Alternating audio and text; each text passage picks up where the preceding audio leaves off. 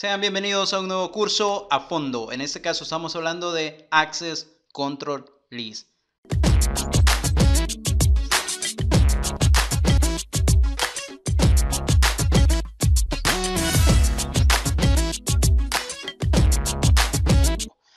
El requisito para este curso, cabe mencionarlo antes de iniciar esta saga, es saber BLSM, máscara de longitud variable o como se le conoce tradicionalmente, subneteo. Es necesario manejar el subneteo, saber qué es una máscara, saber qué representan los unos y los ceros dentro de una máscara y cómo calculo cuántas direcciones IP tiene una red. Eso es lo principal. Si ya tenemos esa base, entonces podemos iniciar este curso de listas de control de acceso a fondo. Vamos a darle. Bien, ¿qué tenemos aquí? Listas de control de acceso. Primero, las listas de control de acceso, las ACLs, pueden ser utilizadas para dos propósitos básicos. Uno, para el filtrado, que es lo que vemos en los cursos de CCNA y también un poco dentro de CCNP. Filtrado es permitir o negar o restringir el acceso a algo. Eso es un filtrado. También podemos utilizar las listas de control de acceso, las ACLs, para la clasificación. Esto es cuando utilizamos listas de control de acceso en conjunto con, por ejemplo, políticas de calidad de servicio, donde las ACLs me sirven para clasificar o para seleccionar redes, rangos de direcciones IP o direcciones IP específicas. Entonces las utilizamos para la clasificación, no solamente para calidad de servicio, ese es un ejemplo, sino que también para cualquier otra cosa. Por ejemplo, para distribuir rutas en protocolos de enrutamiento como BGP o SPF, etc. Entonces las utilizamos para clasificación y para filtrado.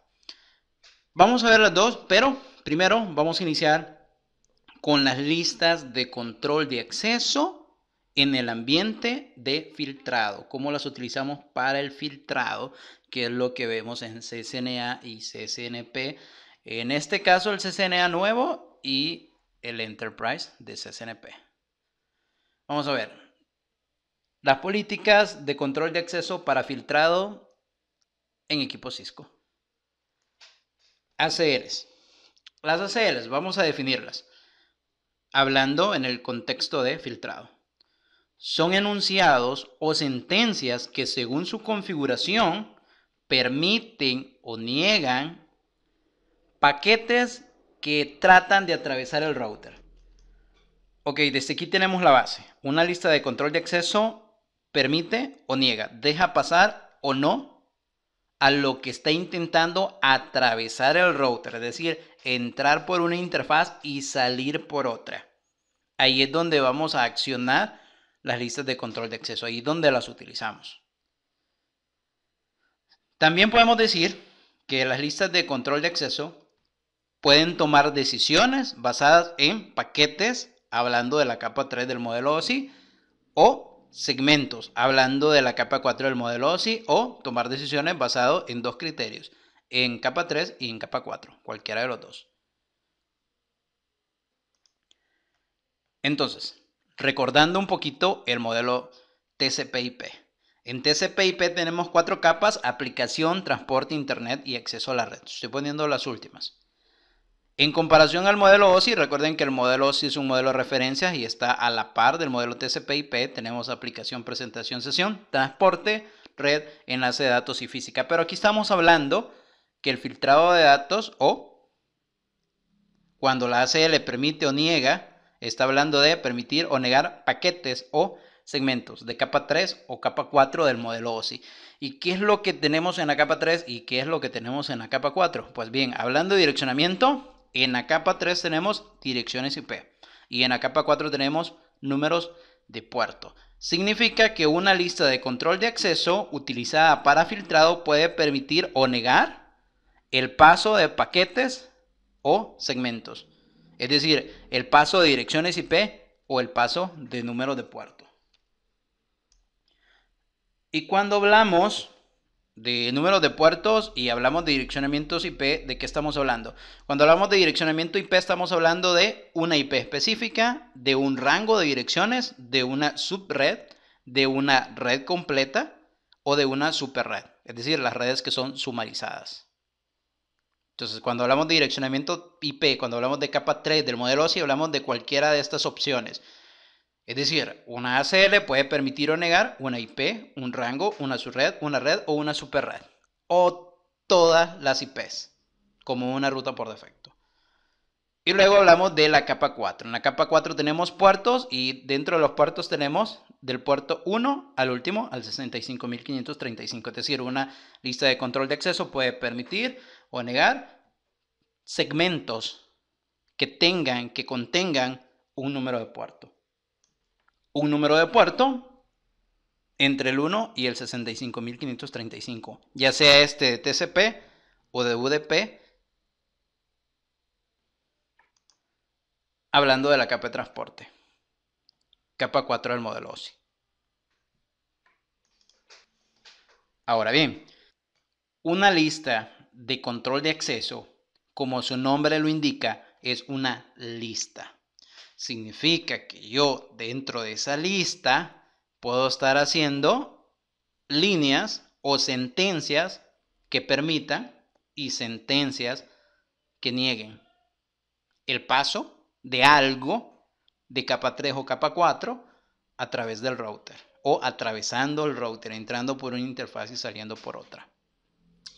Entonces yo puedo crear una lista como esta diciendo que tengo una lista y la primera sentencia, en la sentencia número 1, que tengo en la sentencia número 1, un permitir el puerto de la capa 4 80, que corresponde a HTTP, es decir, al servicio web.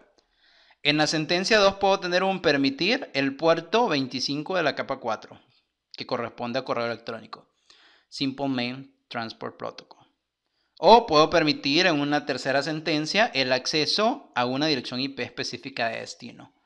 O negar el acceso a una red de destino específica o de origen, no lo sabemos. Y también como quinto ejemplo dentro de esta lista, que puede tener una lista, puede tener 5 sentencias y la sentencia número 5 puede decir que está permitiendo el telnet solo a una dirección IP específica. Recuerden, podemos hacerlo en capa 3, en capa 4 con números de puerto, TCP, UDP y en capa 3 con direcciones IP, que pueden ser una IP específica, un rango, una red, una superred.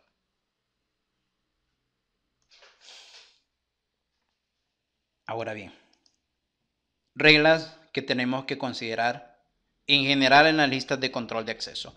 Primero, siempre se deben declarar de lo más específico a lo más general. Recuerden, es una lista de sentencias que están permitiendo o están negando, ya sea cosas de la capa 4 o cosas de la capa 3, números de puertos de TCP o de UDP, direcciones IP específicas, rangos, redes o subredes o superredes.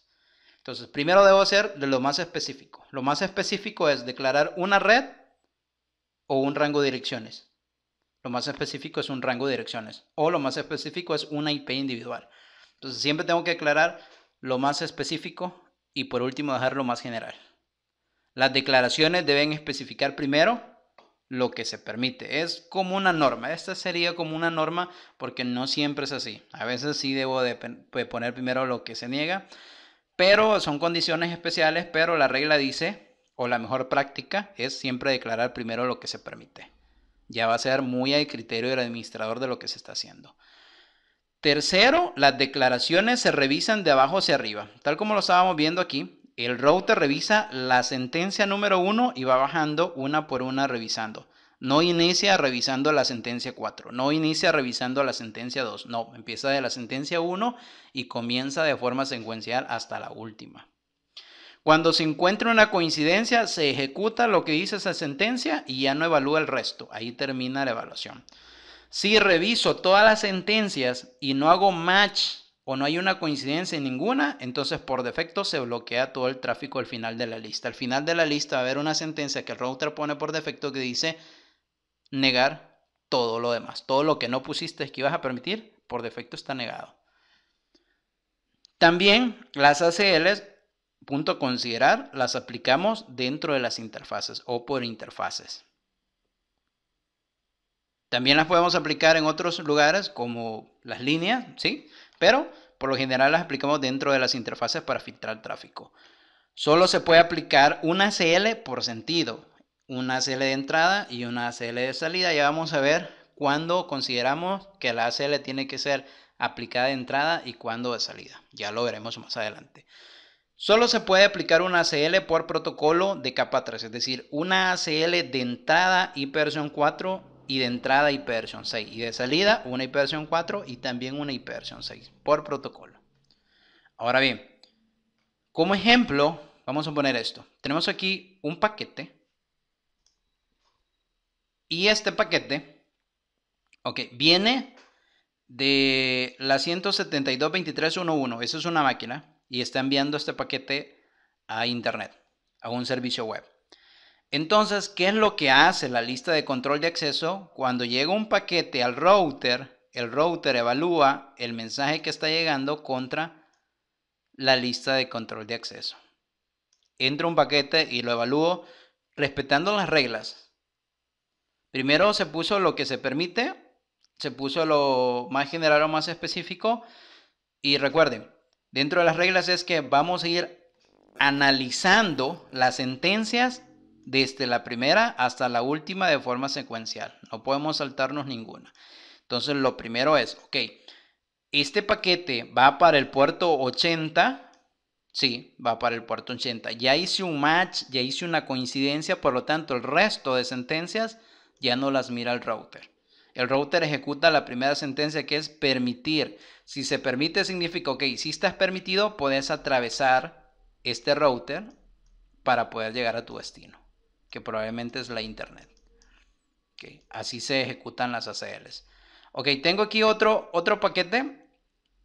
Este otro del mismo origen, pero ahora va para correo electrónico. Hace lo mismo.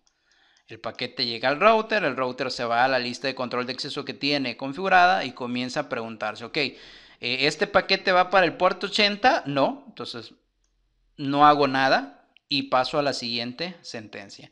¿Este paquete va al puerto 25? Sí, hace match, entonces ejecuto lo que dice y lo que dice es que se permite, entonces dejo atravesar el router este paquete. Ahora nos vamos a la siguiente. La siguiente sería telnet. Este paquete viene de esto y va con un telnet hacia el router 1. Y comienzo a evaluar nuevamente. El router comienza a evaluar la lista de control de acceso. ¿Va para el puerto 80? No. ¿Va para el puerto 25? No. ¿Va para la IP 10.1111? No lo sabemos, porque no especifica una IP. Imaginémonos que la IP del router 1 es le vamos a poner aquí una IP. La IP de router 1, vamos a poner que es la 192.1.1.1. Vamos a poner que esta es la dirección IP de router 1. Entonces seguimos. La sentencia 3, este telnet va para la IP 10.1.1.1. No. Este paquete o este telnet va para la red 192.168.10 o viene de la red 192.168.10. No, ninguna de las dos. Paso a la siguiente y esta es la última. Y la última dice, este es un telnet hacia la 10.15.3.1. No, el telnet va para la 192.168.1.1. Entonces ya no hay más sentencias. Como ya no hay más sentencias, lo único que me queda es hacerle un drop a este paquete. ¿Por qué? Porque al final de todas las sentencias, al final de la access list, el router pone un votar todo, un negar todo. Entonces, como este paquete no hizo match con ninguno, le hace un drop, lo vota, tal como lo mirábamos en las reglas.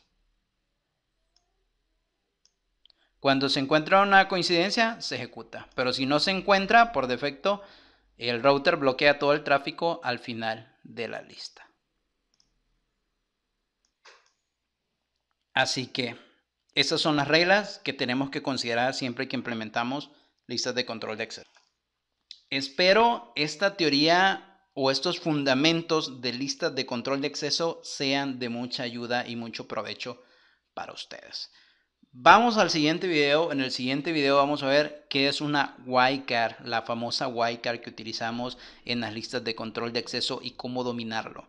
Si te gusta este video, si te gusta esta saga de listas de control de acceso a fondo, suscríbete al canal, pulgar arriba, comenta y comparte con un amigo.